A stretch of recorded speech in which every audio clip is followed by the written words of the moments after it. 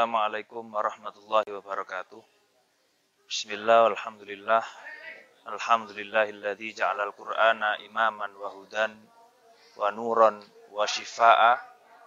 Wassalatu wassalamu ala asyrafil anam sayyidis sadah sayyidina Muhammad bin Abdullah wa ala alihi wa sahbihi wa mawalah wa la haula wa la quwata illa billah, amma ba'du.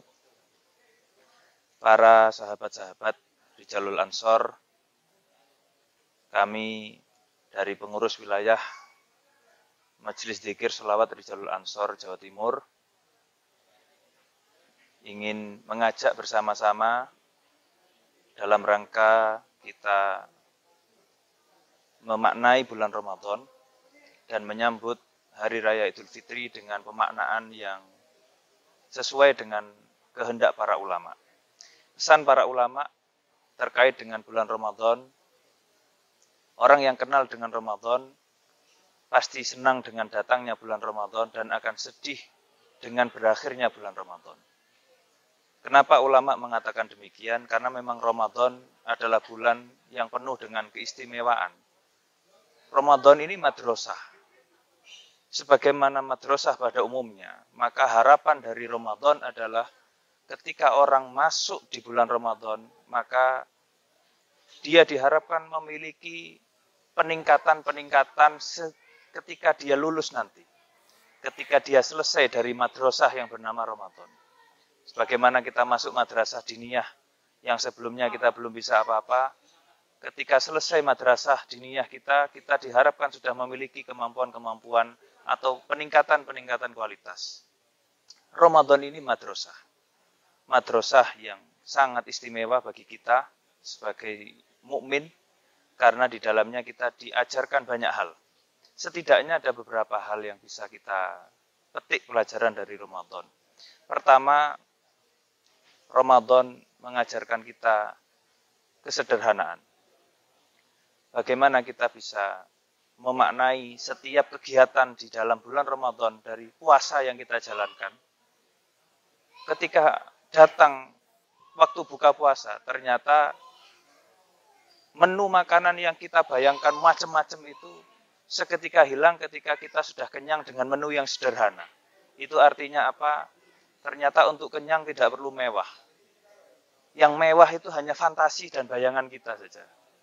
Jadi ketika kita ini memaknai bahwa Ramadan ini mengajarkan kesederhanaan, dengan buka seadanya, kita akan merasakan kenyang yang sama dengan mereka yang menuntut kemewahan. Yang kedua, Ramadan ini mengajarkan kejujuran. Itulah luar biasanya puasa. Karena puasa ini ibadah yang menunjukkan kejujuran seseorang. Karena tidak ada yang tahu. Puasa atau tidaknya seseorang itu yang tahu adalah dirinya dengan Allah Subhanahu wa ta'ala. Oleh karena itu tidaklah heran ketika Allah memberikan sebuah janji istimewa. Bahwa puasa itu milikku, kata Allah. Dan aku yang akan membalasnya. Karena memang interaksi seseorang ketika berpuasa itu langsung dengan Allah. Dan puasa ini akan memberikan pertolongan kepada kita. Dalam sebuah hadis disebutkan, As-siyamu wal Qur'an yushafi'ani lil abdi yaumal qiyamah. Puasa dan Al-Quran akan memberikan syafaat, akan menolong kepada seseorang nanti di hari kiamat. Apa bentuk pertolongannya? Dan kenapa kok mereka Quran dan puasa ini menolong kita? Yaqulu siyam, puasa berkata, ay Rabbi mana'tuhu ta'am wa syahwah. Ya Rabb, Tuhanku, gara-gara aku, kata puasa, orang ini menahan makan, menahan syahwat. Fasyafi'ni fihi, maka mohon perkenankan, aku bisa menolong dia. Quran pun juga berkata yang sama, mana'tuhun nauma bil-lail. Ya Allah, karena Al-Quran, orang ini rela nggak tidur karena baca Al-Quran. Fasyafi'ni fihi, maka mohon perkenankan aku bisa menolong orang ini. Maka keduanya akan menolong seseorang di hari kiamat. Maka pelajaran yang ketiga di dalam Ramadan adalah Syahrul Quran. Ramadan sebagai Syahrul Quran, maka kita di sini harus kembali memaknai bagaimana kedekatan kita dengan Al-Quran selama ini. Al-Quran itu akan benar-benar menjadi petunjuk, akan benar-benar menjadi obat bagi hati kita kalau kita bisa memperlakukan Al-Quran dengan semestinya. Artinya, kalau kita masih belum merasakan manfaat dari Al-Quran, barangkali itu karena kita yang belum memperlakukan Al-Quran dengan semestinya. Memperlakukan Al-Quran fase awal dengan membaca Al-Quran dengan baik. Tapi setelah selesai membaca, tidak selesai tugas kita. Fase yang kedua adalah fase mempelajari dan memahami isi Al-Quran. Dan disinilah kita butuh guru. Untuk membaca Al-Quran saja kita butuh guru, apalagi untuk mempelajari dan memahami isi Al-Quran. Dan fase yang ketiga, ketika kita sudah mulai mempelajari dan memahami isi Al-Quran, kita juga harus punya semangat untuk mengamalkan isi Al-Quran semampu kita, semaksimal yang kita mampu. Dengan demikian insya Allah, Quran benar-benar menjadi hudan, menjadi petunjuk, dan menjadi syifa, menjadi obat, tombone ati bagi kita semua. Maka inilah minimal pelajaran yang terpenting dari Ramadan. Dan satu lagi yang tidak kalah pentingnya adalah Ramadan merupakan madrasah yang mengajarkan kepedulian. Karena di dalam bulan ini kita merasakan lapar.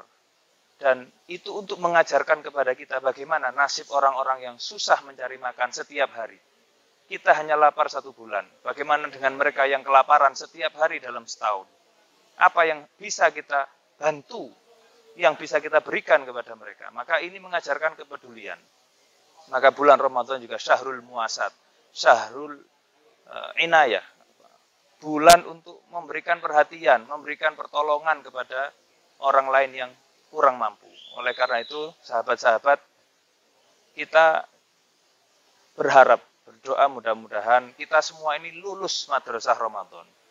Ketika selesai bulan Ramadan, kita bukan gembira karena Ramadan telah usai.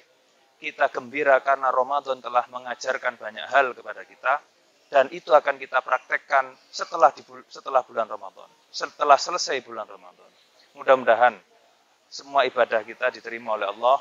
Dan kita masuk ke hari Raya Idul Fitri dengan kondisi menjadi manusia yang bersih. Menjadi manusia yang lulus dari madrasah Ramadan. Demikian yang bisa saya sampaikan. Mudah-mudahan ada manfaatnya. Wallahul muwaffiq ila aqwamit thoriq wal 'afwa minkum. Wassalamualaikum warahmatullahi wabarakatuh.